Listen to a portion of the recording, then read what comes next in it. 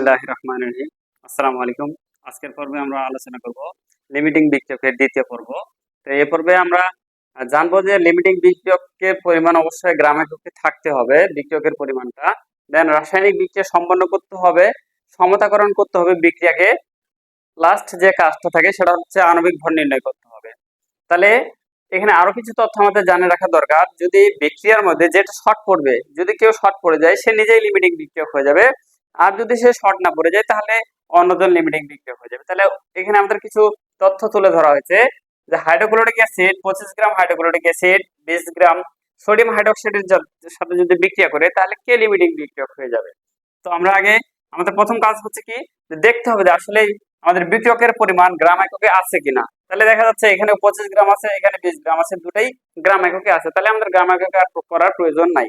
তাহলে দ্বিতীয় কাজ হচ্ছে কি, রাসায়নিক বিক্রিয়া সম্পন্ন করতে হবে। তাহলে আমরা এখন যদি বিক্রিয়ার দিকে অগ্রসর হই, হাইড্রোক্লোরিক অ্যাসিড প্লাস হচ্ছে সোডিয়াম হাইড্রোক্সাইড আমরা যদি বিক্রিয়া করি, তাহলে আমরা জানি প্রথম মৌল এখানকার দ্বিতীয় মৌলের সাথে বিক্রিয়া করবে, হাইড্রোজেন এবং হাইড্রোক্সাইড বিক্রিয়া করার পরে পানি উৎপন্ন হবে এবং সোডিয়াম ক্লোরিনের সাথে বিক্রিয়া করে সোডিয়াম ক্লোরাইড উৎপন্ন হবে। এখন আমাদের প্রথমত গ্রাম এককে ছিল, সেটা করাই আছে। দ্বিতীয়ত আমরা কি করলাম, রাসায়নিক একটা বিক্রিয়ায় অংশগ্রহণ করাইলাম। তারপরে আমাদের কাজ হচ্ছে কি, সমতাকরণ করা। তাহলে সমতাকরণ যদি করি, এখানে আমাদের হাইড্রোজেন একটা, এখানে হাইড্রোজেন একটা, তাহলে আমাদের বিক্রিয়কের মধ্যে হাইড্রোজেন রয়েছে দুইটা, আমাদের উৎপাদের মধ্যেও হাইড্রোজেন আছে দুইটা। তাহলে আমাদের বিক্রিয়কের মধ্যে অক্সিজেন একটা, উৎপাদের মধ্যে অক্সিজেন একটা, আমাদের বিক্রিয়কের মধ্যে সোডিয়াম একটা, উৎপাদের মধ্যে সোডিয়াম একটা, এখানে ক্লোরিন একটা, এখানেও ক্লোরিন একটা। তাহলে আমাদের অলরেডি সমতাকরণ করা আছে, তাহলে আমাদের আর সমতা করার প্রয়োজন নেই। তাহলে এখন আমাদের কি করতে হবে, অবশ্যই আণবিক ভর নির্ণয় করতে হবে। তাহলে আণবিক ভর যদি আমরা নির্ণয় করি, তাহলে আমরা হাইড্রোজেনের পারমাণবিক ভর জানি 1, দুইটা পাশাপাশি আছে এর জন্য যোগ। ক্লোরিনের পারমাণবিক ভর জানি আমরা 35.5। তাহলে যদি দুইটা যোগ করি আমরা, তাহলে সুন্দর করে পাই 36.5 গ্রাম।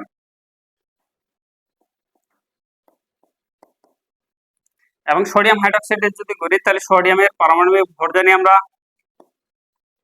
23, পাশাপাশি আছে যোগ অক্সিজেন এর পারমাণবিক ভর হচ্ছে 16 এবং পাশাপাশি আছে যোগ হাইড্রোজেনের পারমাণবিক ভর হলো 1 = 40 গ্রাম। এখন আমাদের কি করতে হবে, ক্যালকুলেশনে যাইতে হবে। তাহলে আমরা যদি ক্যালকুলেশনে যাই, তাহলে আমরা লিখতে পারবো যে হাইড্রোক্লোরিক অ্যাসিড এর জন্য প্রয়োজন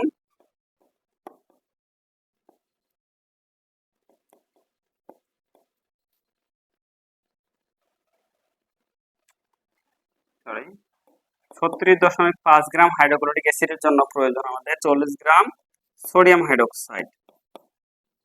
অতএব 1 গ্রাম হাইড্রোক্লোরিক অ্যাসিড এর জন্য প্রয়োজন 40 ভাগ 36.5 গ্রাম সোডিয়াম হাইড্রোক্সাইড। অতএব আমাদের দেওয়া আছে 25 গ্রাম।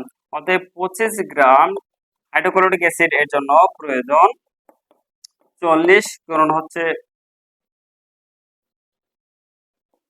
একটু মিস্টেক হয়েছে, 25 গ্রাম গুণন 25 ভাগ হচ্ছে 36.5 গ্রাম হাইড্রোক্সাইড। তাহলে এটাকে যদি আমরা ক্যালকুলেশন করি, তাহলে সুন্দর করে আমরা একটা রেজাল্ট পাই 27.4 গ্রাম সোডিয়াম হাইড্রোক্সাইড। তাহলে 36.5 গ্রাম হাইড্রোক্লোরিক অ্যাসিডের জন্য আমাদের প্রয়োজন হচ্ছে 27.4 গ্রাম সোডিয়াম হাইড্রোক্সাইড, কিন্তু আমাদের দেওয়া আছে 20 গ্রাম সোডিয়াম হাইড্রোক্সাইড। তাহলে আমরা আগেই জানছি যে যেটা শর্ট পড়ে যাবে সে নিজেই লিমিটিং বিক্রিয়ক হয়ে যাবে। তাহলে আমাদের দরকার ছিল 27 গ্রাম, কিন্তু আমাদের দিয়ে দিয়েছে 20 গ্রাম, তাহলে সে নিজেই লিমিটিং বিক্রিয়ক হয়ে যাবে। তাহলে আমরা বলতে পারি যে যেহেতু আমাদের দরকার ছিল 27 গ্রামের, কিন্তু আমাদের দেওয়া আছে 20 গ্রাম, তো কাজেই সোডিয়াম হাইড্রোক্সাইড নিজে লিমিটিং বিক্রিয়ক। আমরা যদি আরেকটা ক্যালকুলেশন দেখি, আরেকটা অঙ্কের দিকে যাই,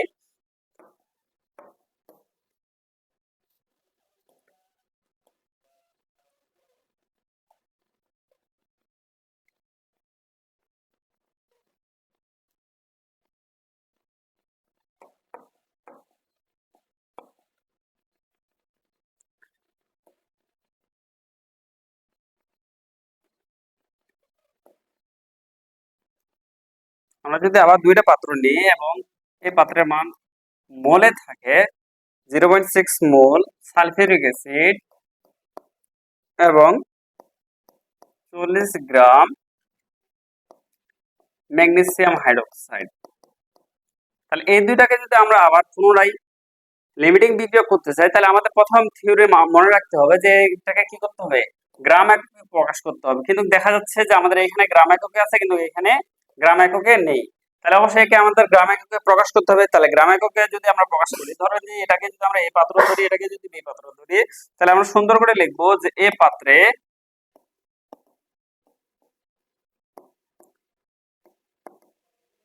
দ্রব্যের পরিমাণ। তাহলে আমরা এটা সূত্র যদি সুন্দর করে n ইকুয়াল টু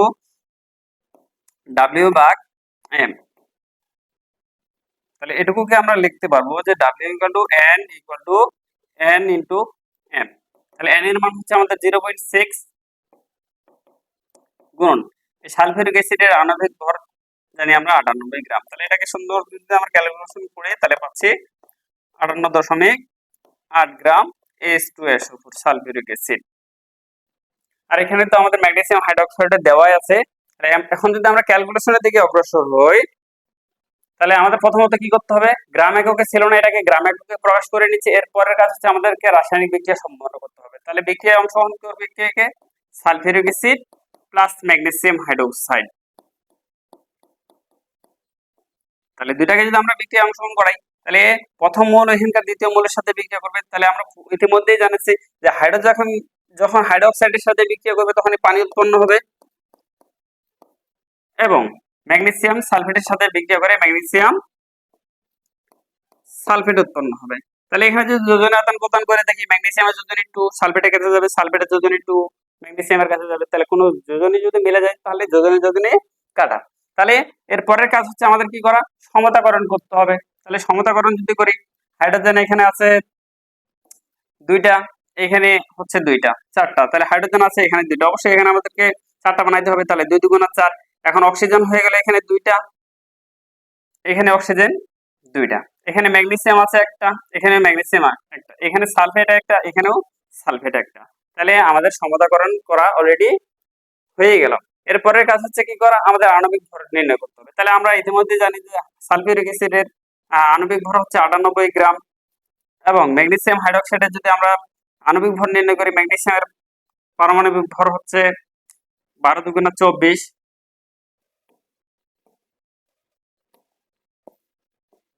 পাশাপাশি আছে যোগ। তাহলে অক্সিজেনের পারমাণবিক ভর হলো 16, এই দুইটা পাশাপাশি আছে এই জন্য যোগ। তাহলে হাইড্রোজেনের পারমাণবিক ভর হলো 1। তাহলে 16 আর 1 17, এই দুইটার সাথে যেহেতু গুণ করা আছে, তাহলে আমরা আরো সুন্দর করে যদি ক্যালকুলেশন করি 24, তাহলে 16 1 17, 17 সাথে 2 গুণ করি, তাহলে 17 দুগুণা 34। তাহলে এই দুইটাকে আমরা ক্যালকুলেশন করলে পাই 58 গ্রাম।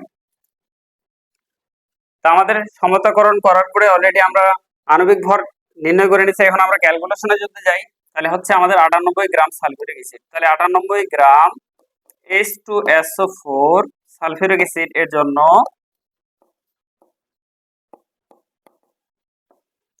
প্রয়োজন 98 গ্রাম ম্যাগনেসিয়াম হাইড্রোক্সাইড। অতএব 1 গ্রাম সালফিউরিক অ্যাসিড এর জন্য প্রয়োজন 58/98 গ্রাম ম্যাগনেসিয়াম হাইড্রোক্সাইড। অতএব আমাদের ক্যালকুলেশনে পাইলাম কত গ্রাম, 58.8 গ্রাম। অতএব 58.8 গ্রাম সালফিউরিক অ্যাসিড এর জন্য প্রয়োজন 58 গুণন হচ্ছে 58.8 ডিভাইডেড হচ্ছে 98। এটাকে যদি আমরা ক্যালকুলেশন করি, সুন্দর করে আমরা ক্যালকুলেশন পাই 34.8 গ্রাম ম্যাগনেসিয়াম হাইড্রোক্সাইড।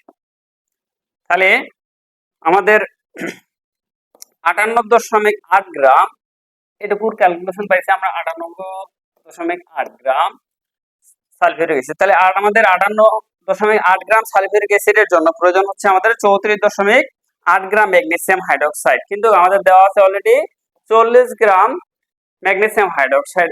তাহলে আমরা বলতে পারি যে এখানে আমাদের শর্ট করে নাই, কিন্তু আমাদের অতিরিক্ত দেওয়া আছে। এই অতিরিক্ততার কারণে আমরা যদি লক্ষ্য করে দেখি, তাহলে যেহেতু এখানে অতিরিক্ত আমাদের দেওয়াই আছে অলরেডি,